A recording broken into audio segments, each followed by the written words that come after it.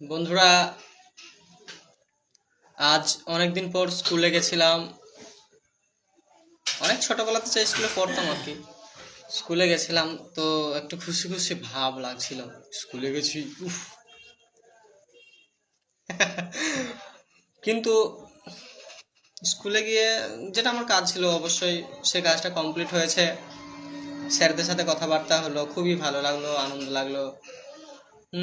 অনেকদিন পর স্কুলে গেছি তো স্যাররা অনেক ভালোবাসা দিলেন।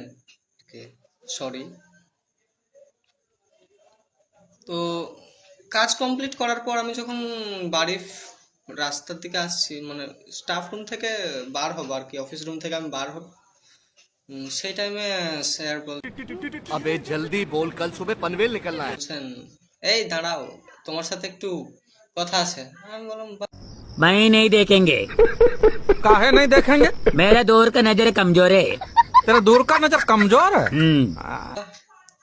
স্যার তাহলে নিশ্চয় একটা গুরুত্বপূর্ণ কথাই বলবে। দাঁড়ালাম, বলছে কেমন আছো? আমি বলছি হ্যাঁ স্যার, ভালো আছি। কি করো এখন? বললাম স্যার এখন কাজ করি, এই মানে আমি আমি যা করি আর কি, পেশা আমি বললাম। তো স্যার, ओह यार यार ये कितनी औसम है यार। বাহ, খুব ভালো, আরো বড় হও জীবনে, এরপর আরো ভালো খবর চাই, ঠিক আছে? আরো বড় সংবাদ, খুশির সংবাদ যেন একটা পাই খুব তাড়াতাড়ি। আমি তখন মনে মনে বলছি, খুশির সংবাদ তাহলে আবার বিয়ে করবো, তাহলে সেটা বলবো স্যারকে নাকি? कंट्रोल। সে যা হোক, স্যার বলছিলেন কি যেন একটা কাজ আর কি, সরকারি, এই খবর যেন একটা খুব তাড়াতাড়ি পাই, পরিশ্রম করো, কাজ করো, মন দিয়ে পড়া করো। তো আমি বললাম ঠিক আছে স্যার, আমি আপ্রাণ চেষ্টা করব। তো স্যার তখন আমাকে বলছে যে যে কারণে তোমাকে দাঁড়াতে বললাম, তুমি কি আগের মতোই আছো না একটু চালাক হয়েছে, সেটা একটু পরীক্ষা করে দেখতে চাই, সেই उठा ले रे देवा, उठा ले रे बाबा। জন্য আমি বললাম, বাহ, তাহলে নিশ্চয়ই ভালো কিছুই ধরবো। তা বলছে, স্যার বলছেন আমাকে,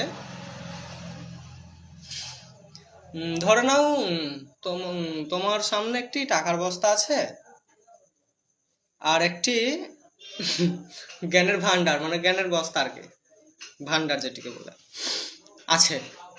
তো তুমি সব কোনটাকে চুজ করবে, দুটোর মধ্যে কোনটাকে চুজ করবে? আমি স্বাভাবিকভাবে বলে দিয়েছি, কেন স্যার, টাকার বস্তাটা চুজ করব।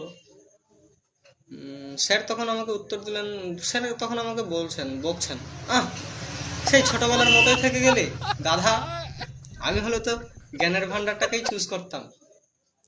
তখন আমি বলেছি, যার যেটা অভাব সে তো সেটাই নেবে, তাই না?